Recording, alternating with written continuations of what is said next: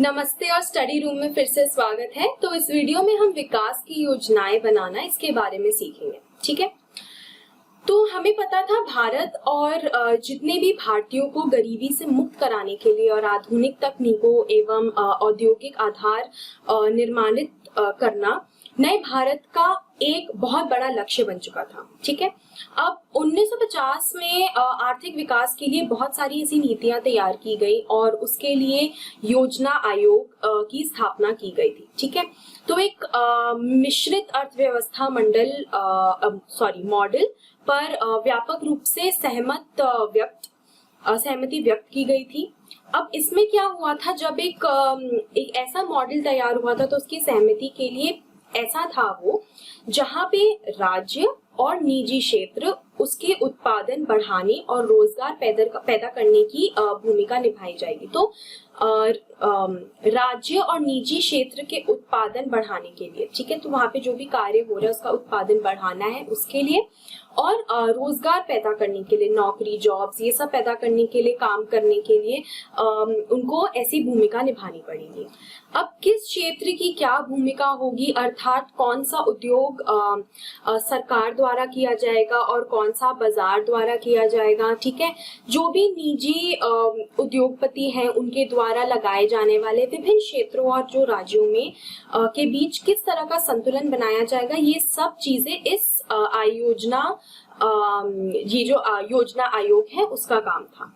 ठीक है, अब 1956 में दूसरी पंचवर्षीय योजना तैयार हो गई थी। तो इस योजना के इस्पात में क्या हुआ, जैसे भारी उद्योग, ठीक है, भारी से भारी उद्योगों और जो विशाल बांध है यहाँ पे, जिसको हम डैम भी बोलते हैं इंग्लिश में, उस पे परियोजनाओं आदि, इन सब चीजों पे सबसे ज्यादा जोर दिया गया था, क्योंकि ये सब इंफ्रास्ट्रक्चरल डेवलपमेंट, यानी कि आसपास क्या हो रहा है उस चीज का जो ग्रोथ हो रहा है उसके बारे में देखना पड़ेगा। ठीक है, तो ये काम जो था ये सरकारी नियंत्रण के अंतर्गत रखे गए। ठीक है, कि सरकार ही इन सब कार्यों को देखेंगी और सरकार ही ये सारे काम करवाएंगी।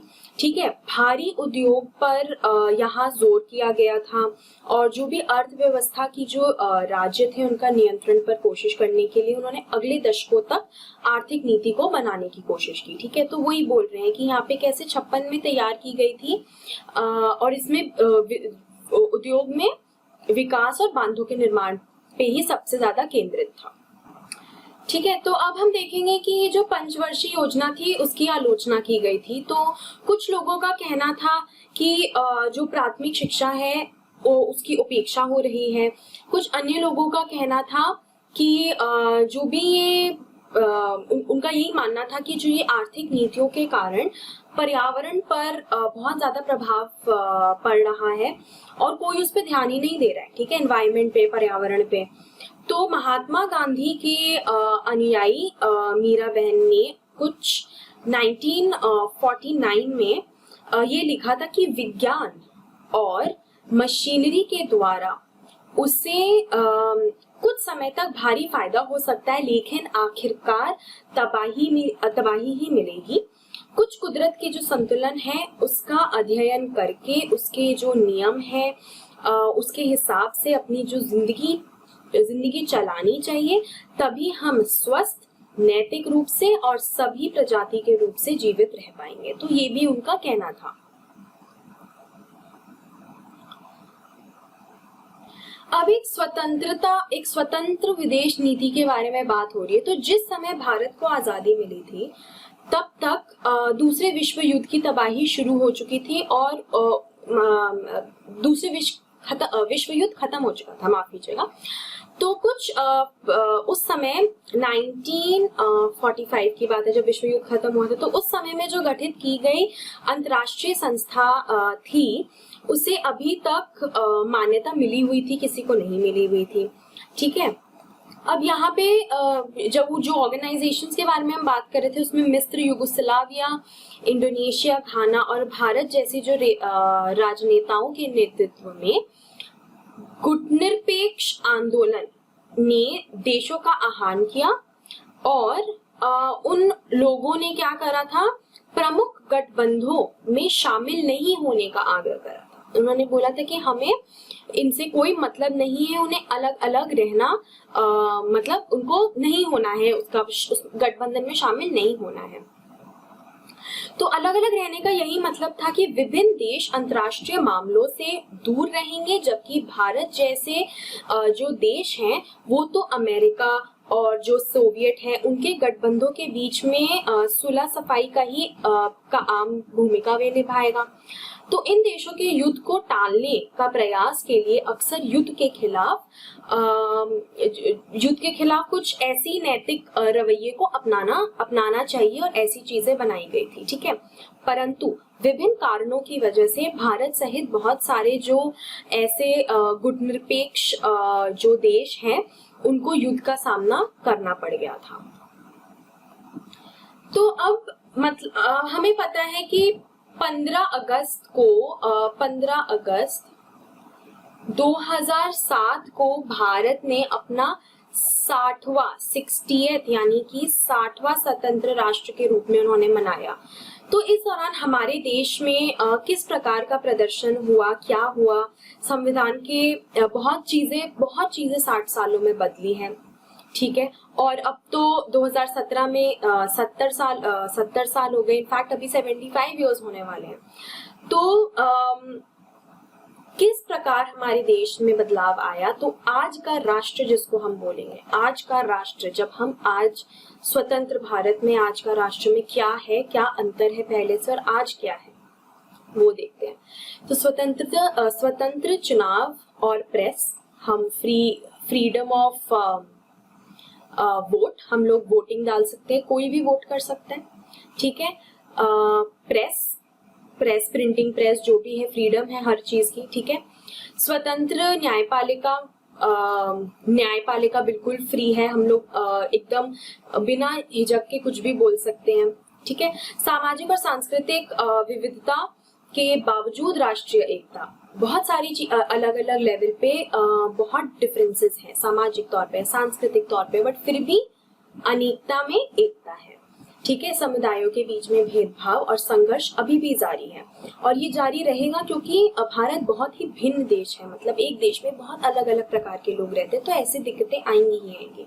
अमीर और गरीब के बीच में खाई बढ़ती जा रही है, अमीर ज्यादा अमीर हो रहे, गरीब के गरीब ही रह रहे हैं, और जो हम मध्यम वर्गीय लोग हैं वो भी वही रह गए हैं, ना कोई बदलाव ही नहीं आ रहा है और ये बीच बढ़ रही है। तो ये एक बहुत नेगेटिव है, बट ये तब से आज तक चला ही जा रहा है और उसको हटाने का बहुत प्रयास कर रही है गवर्नमेंट, बट कभी कभी कुछ चीजें काम करती है, कुछ सफल होती है, कुछ सफल नहीं होती है, ठीक है। समुदायों में आर्थिक विकास में असमानता भी आ रही है। तो हमें पता है कि बहुत सारे समुदाय हैं जिसमें पैसे के मामले में आर्थिक जो उनका विकास हो रहा है उसमें डिफरेंसेस आ रहे हैं। शायद बहुत लोग बदलाव के लिए हाँ नहीं बोलते हैं, या अगर होता भी है तो क्योंकि इतना भ्रष्टाचार फैला हुआ है और कुछ ना कुछ आ रहा है आज के जमाने में कि बदलाव और भारत को बढ़ने के लिए कुछ ना कुछ चीज उसको रोक रही है पीछे। तो हम सब उम्मीद करते हैं जब अगर हम 100 साल 200 साल के बाद अगर हम फ्री हो सकते हैं तो बहुत चीजें और हो सकती है। तो अब हम प्रश्न उत्तर करेंगे आपके एनसीईआरटी के क्वेश्चंस का।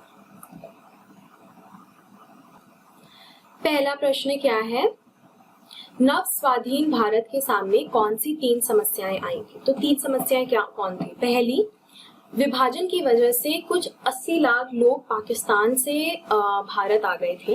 अब इन लोगों के लिए रहना तथा उनका रोजगार इन सब का इंतजाम करना बहुत जरूरी हो गया था।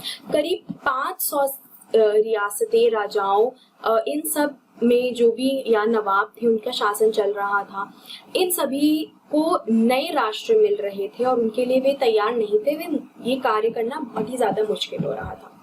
लोगों को एक ऐसी राजनीतिक व्यवस्था प्रदान करनी पड़ेगी जिससे जो लोग हैं उनकी जो आशाएं हैं और आकांक्षाएं हैं वे सब पूरी हो जाए। दूसरा प्रश्न, योजना आयोग की क्या भूमिका थी?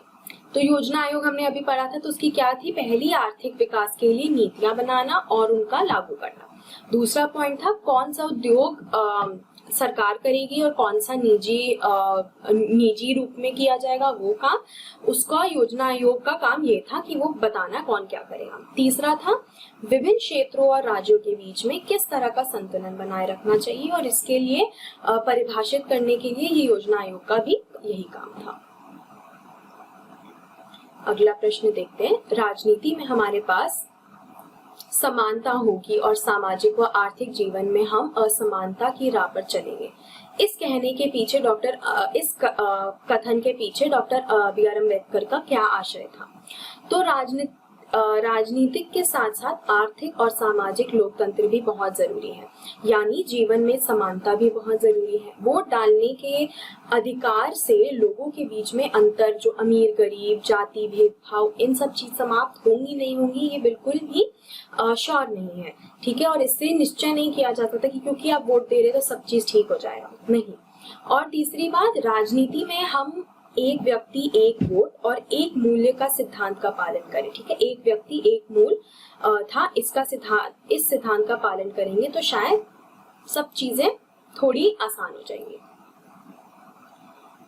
चौथा प्रश्न, स्वतंत्रता के बाद देश को भाषा के आधार पर राज्यों में बांटने के प्रति हिचकिचाहट क्यों थी?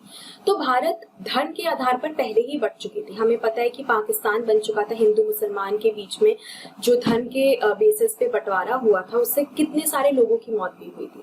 तो यदि अब दोबारा भाषा के आधार पर हम देश को बांटना शुरू करेंगे तो इसके लिए बहुत ज्यादा जो चिंता और हिचकिचाहट आना स्वाभाविक था। तो प्रधानमंत्री जवाहरलाल नेहरू ने और वल्लभ भाई पटेल ने, दोनों ने देश को भारत के आधार पर दूसरे विभाजन से उनको बहुत ही ज्यादा डर लग रहा था कि भाषा के आधार पर यदि हम राज्यों को बांटने लग जाएंगे तो और भी ज्यादा दिक्कतें आने लगेंगी, और वो इस चीज के विरोध थे। तो कंपनी ने ऑलरेडी बंटवारे से पहले ये वादा कर दिया था कि हम राज्य के हिसाब से, भाषा के हिसाब से राज्य को बांटेंगे, लेकिन अभी जवाहरलाल नेहरू और वल्लभ भाई पटेल इस बात से नहीं हिचकिचा रहे थे। हाँ, तो अगला प्रश्न है, एक कारण बताइए कि आजादी के बाद भारत में अंग्रेजी क्यों जारी रही? तो बहुत सारे लोगों का यह मानना था कि अंग्रेज चले गए तो अंग्रेजी भी हटाओ, लेकिन ऐसा नहीं हुआ। जो लोग हिंदी नहीं बोलते थे उनका यह मानना था कि अगर उन पर हिंदी थोपी गई तो दक्षिण भारतीय गैर हिंदी भाषी क्षेत्र भारत से अलग हो जाएगी। और उस समय जो भी लोग थे, बड़े बड़े अधिकारी थे, उनके दिमाग में बस एक ही बात आई कि हमें विवाद कम करने हैं, बढ़ाने नहीं है। तो देश के ऐसे विवादों और बंटवारे से बचाने के लिए भारत में अंग्रेजी अभी भी जारी है और उसको एक न्यूट्रल लैंग्वेज बना दिया गया था। मतलब जैसे कोई भी सरकारी काम या मतलब हिंदी के साथ साथ अंग्रेजी, तो वो पूरे भारत में सबके लिए एक कॉमन समान लैंग्वेज हो जाएगा, भाषा हो जाएगा। तो यदि आपको ऑफिस का काम, सरकारी काम करना है या कोर्ट का काम करना है तो इन सब चीजों में अंग्रेजी इस्तेमाल होती थी। आखिरी प्रश्न जो आपके बुक में है वो है, आजादी के बाद प्रारंभिक दशकों में भारत के आर्थिक विकास की कल्पना किस तरह की गई थी? तो आर्थिक विकास की कल्पना कुछ इस प्रकार की गई थी कि भारत और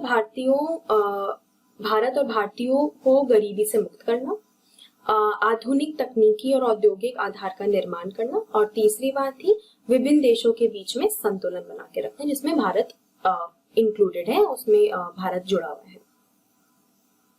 तो यहाँ पे आपका चैप्टर समाप्त होता है। इसके बाद हम अब चैप्टर को दोहराएंगे और एक बारी फटाफट रिवीजन करेंगे और देखेंगे कि क्या अभी तक हमने पढ़ा।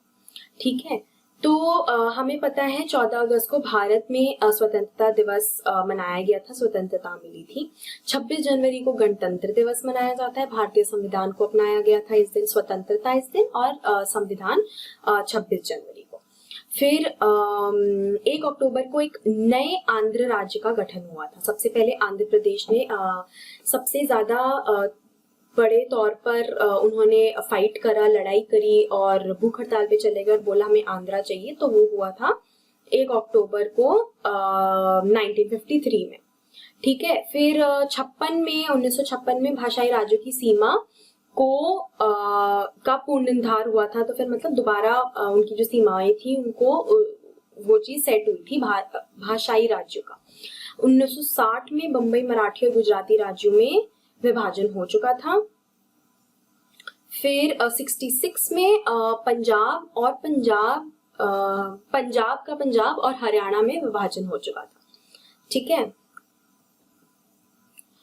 फिर स्वतंत्रता के बाद एक नए संविधान बनाया गया था जो 1950 में लागू हुआ था।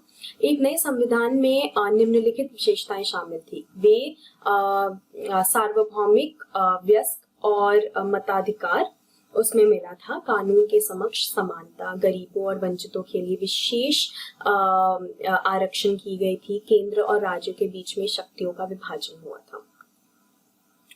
स्वतंत्रता के बाद भाषा के आधार पर राज्यों का विभाजन हुआ। ठीक है। अब 53 में हमें पता है कि आंध्र राज्य का गठन हो चुका था। इसके बाद 56 में, 60 और 66 में कई ऐसी सीमाओं को फिर से बनाया गया। फिर 56 में दूसरे पंचवर्षीय योजना तैयार की गई थी, जिसके मुख्य रूप में जो इस्पात थे, जैसे बाहरी उद्योगी और बांधों के निर्माण, ऐसी जो विकास योजनाएं थी उस बात पे केंद्रित थी। और लास्ट पॉइंट्स में ये है कि 1950 में स्थापित योजना आयोग द्वारा जो मिश्रित अर्थव्यवस्था थी उस मॉडल का सुझाव दिया गया था। हिंदी को राज्य भाषा बना दिया गया था, लेकिन जो अंग्रेजी का प्रयोग था वो आंदोलनों और राज्यों के बीच में संचार किया जाता था, जैसे मैंने अभी बताया था। और प्रधानमंत्री जवाहरलाल नेहरू ने जो नव स्वतंत्र भारत के विदेश मंत्री भी थे, वे भारत के गुटनिरपेक्षता की जो विदेश नीति है उसका विकास किया था। वही चीज विकसित हुई थी। ठीक है। तो इसके साथ आपका चैप्टर यहाँ पे समाप्त होता है। और ये आखिरी चैप्टर था आपके कोर्स का, जो 8वीं कक्षा का इतिहास है।